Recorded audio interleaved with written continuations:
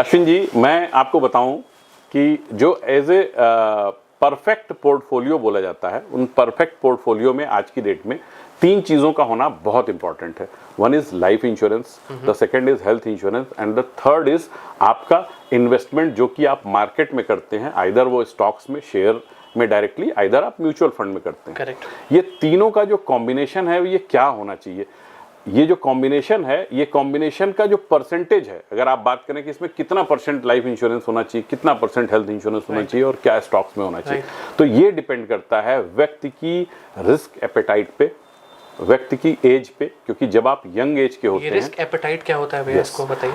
तो जो रिस्क लेने की एबिलिटी वो बोली जाती है, रिस्क एपेटाइट आपका कितना है, आपके रिस्क लेने की एबिलिटी। मान लीजिए कि आप यंग एज में हैं, 22-25 ईयर की एज में हैं, तो आपके रिस्क लेने की क्षमता ज्यादा होती है। बट आप किसी एक 60 ईयर ओल्ड व्यक्ति से बात करेंगे तो उसके रिस्क लेने की क्षमता कम होगी। क्यों? सपोज करिए कि आपको किसी भी रीजन से लॉस होता है, तो आपके पास लाइफ के भी बहुत सारे ईयर्स हैं जहां पे कि आप दोबारा से उस मिस्टेक को हटा के कुछ नई चीज करके आप अर्निंग कर सकते हो। करेक्ट। लेकिन जब आप 60s के एज में चले जाते हो, 50s के एज में चले जाते हो या 70s के एज में, वहां पे आपके पास अब बहुत ज्यादा टाइम नहीं है कार्पस बिल्ड करने का।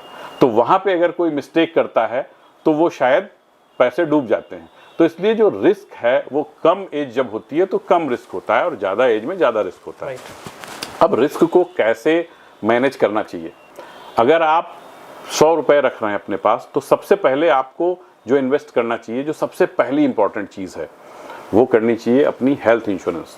तो उससे आप एक 10 रुपए का हेल्थ इंश्योरेंस बाई कर सकते हैं, जो कि अगर किसी भी रीज़न से आप चाहे बिजनेस में हो चाहे आप जॉब में हो, अगर किसी भी रीज़न से आपकी हेल्थ डाउन होती है तो आपका जो भी जमा पूंजी आपने बचा रखी है या बना रखी है वो चली ना जाए, उसको प्रोटेक्ट करता है।